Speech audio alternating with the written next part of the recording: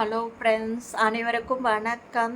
இன்றைக்கி என்ன வீடியோவில் பார்க்க போகிறீங்கன்னா, ஏபிசி மால்ட்டு தான் செய்யலான் இருக்கேன். ஏபிசி ஜூஸ் நீங்கள் செஞ்சு குடிச்சிருப்பீங்க. மால்ட்டு செஞ்சு வச்சுக்கிட்டோம்னா நம்ம எப்போ வேணாலும் எடுத்து யூஸ் பண்ணிக்கலாம். இது குழந்தைங்க முதல் பெரியவங்க வரையும் குடிச்சிக்கலாம். காம்ப்ளான், பூஸ்ட்டு, போன்விட்டா இந்த மாதிரி குடிக்கிறதுக்கு இது ஏபிசி மால்ட் வந்து ரொம்ப உடம்புக்கு நல்லதுங்க. ஆப்பிள், கேரட், பீட்ரூட் எல்லாத்துலேயும் எல்லா சத்துக்களும் இருக்குது, சொல்ல வேண்டியதே இல்லை. இதை நீங்கள் செஞ்சு வச்சுக்கிட்டிங்கன்னா 2 மாதத்துக்கு கூட நீங்கள் ஸ்டோர் பண்ணி வச்சுக்கலாம். வேலைக்கு போகிறவங்களால முடியாது தினம் ஏபிசி ஜூஸ் குடிக்க. இந்த மாதிரி மால்ட்டா செஞ்சு வச்சுக்கும் போது நாம் சாயந்தரம் டயர்டாக வந்தோம்னா கூட ஒரு டம்ளர் பாலில், சூடான பாலில் ஊற்றி குடிக்கும் போது உடம்பு தெம்பாக இருக்கும். அவ்வளோ சத்து நிறைஞ்சிதுங்க. இதை வந்து நம்ம மாதத்துக்கு ஒருக்க கூட செஞ்சு வச்சுக்கலாம், அந்தளவுக்குங்க. இப்போ பார்த்திங்கன்னா ரொம்ப பிரபலமாயிட்ருக்கு இந்த ஏபிசி மால்ட்டு. எல்லா யூடியூபரும் நிறைய பேர் சேல்ஸ் பண்ணிகிட்ருக்காங்க இதை செஞ்சு. வாங்க நான் எப்படி செய்கிறதுன்னு காட்டுறேன் உங்களுக்கு. இப்போ பார்த்திங்கன்னா ஏபிசி மால்ட்டு செய்கிறதுக்கு நான் ஆப்பிள் எடுத்து வச்சுருக்கேன், கேரட் எடுத்து வச்சுருக்கேன், பீட்ரூட் எடுத்து வச்சுருக்கேன். சரிங்களா? இப்போது நமக்கு எவ்வளோ வேணாலும் எடுத்துக்கலாம். சரிங்களா? ஒரே அளவாக எடுத்துக்கலாம். இது 1/2 கிலோனா அது 1/2 kilo, carrot 1/2 kilo, beetroot 1/2 kilo, அந்த மாதிரி 1 கிலோனா இந்த மாதிரி ஒரு கிலோவாக எடுத்து வச்சுக்கலாம். சரிங்களா? இப்போது இதை என்ன பண்ணலான்னா 3க்கு 3 ஆப்பிள், கேரட், பீட்ரூட் 3யும் தோல் சீவிட்டு நல்லா கழுவிட்டு தோல் சீவிட்டு சின்ன சின்னதாக கட் பண்ணி நாம் தனித்தனியாகவோ இல்லைனா ஒன்றாவோ மிக்சியில் போட்டு அரைச்சி எடுத்துக்கலாம். சரிங்களா? பேஸ்ட்டு மாதிரி அரைச்சி எடுத்துக்கணும். ஆப்பிள், கேரட், பீட்ரூட் 3யும் தோல் சீவிட்டு நம்ம சின்ன சின்னதாக கட் பண்ணிவிட்டு மிக்சியில் போட்டு நம்ம பேஸ்ட்டு மாதிரி அரைச்சிக்கலாம். அடுத்ததாக பார்த்திங்கன்னா அது கூட பாதாம், பிஸ்தா, முந்திரி, கரும் சர்க்கரை இந்த 4ம் ஆட் பண்ண போகிறேன். அப்போ தான் உங்களுக்கு இனிப்பு எல்லாம் இந்த சத்தெல்லாம் கிடைக்கும். பாதாம், முந்திரி, பிஸ்தாலாம் போடும்போது நல்லா ஹெல்த்தியான ஃபுட்டாக கிடைக்கும் நமக்கு. சரிங்களா? இப்போ பார்த்திங்கன்னா பாதாம், முந்திரி, பிஸ்தா இது வந்து ஒரு 100 கிராம் அளவு எடுத்து வச்சுருக்கேன். உங்களுக்கு வேணும்னா கூட குறைச்சல் எடுத்துக்கோங்க. அப்புறம் பார்த்திங்கன்னா நாட்டு சர்க்கரை வந்து 1 கிலோவுக்கு 1 கிலோ எடுத்து வச்சுருக்கேன்.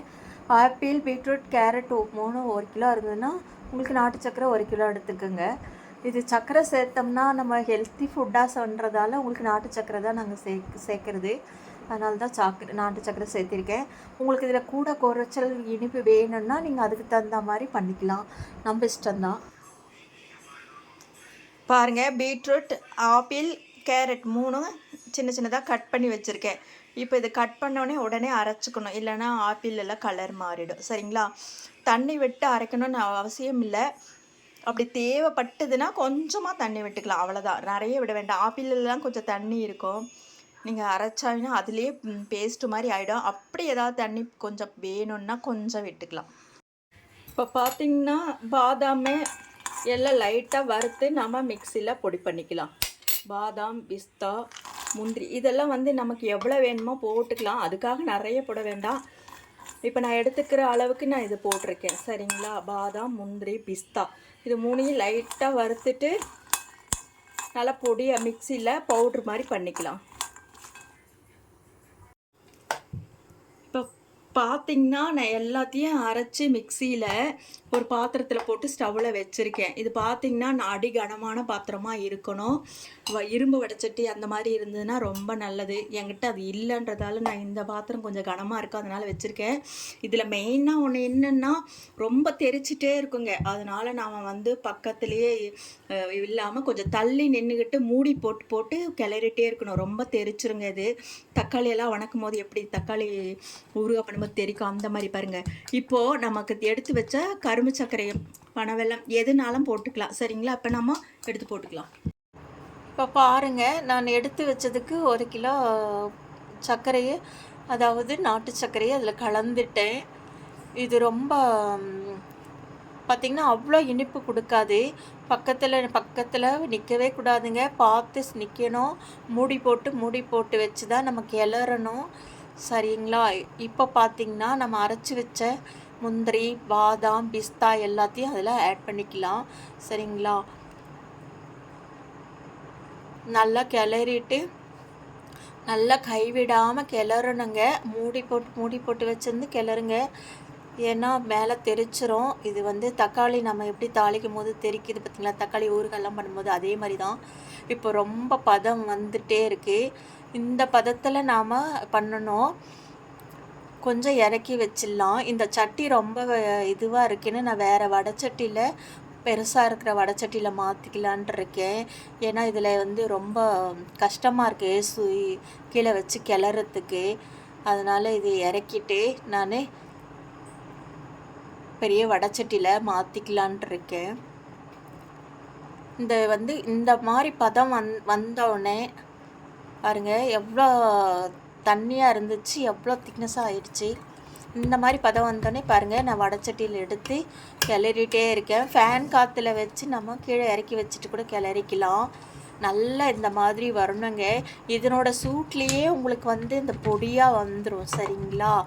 அப்புறம் கூட நம்ம எடுத்து வேணும்னா மிக்சியில் போட்டு எடுத்து ஒரு சுற்றி எடுத்துக்கலாம். பாருங்கள் எப்படி இருந்தது, எப்படி வந்துருச்சு. சூப்பராக இருக்குங்க.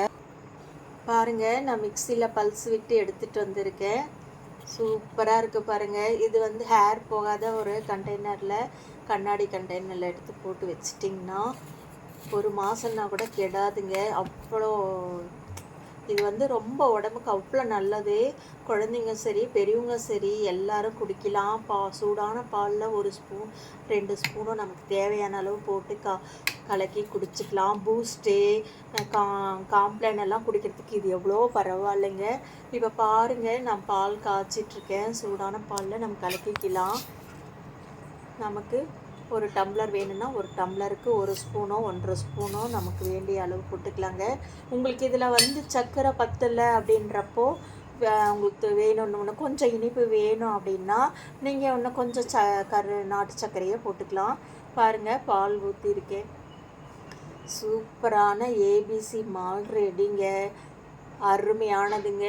எல்லாமே பார்த்துருப்பீங்கள்ல, எல்லாமே போட்டு பண்ணியாச்சு. எப்படி இருக்குது பாருங்கள்.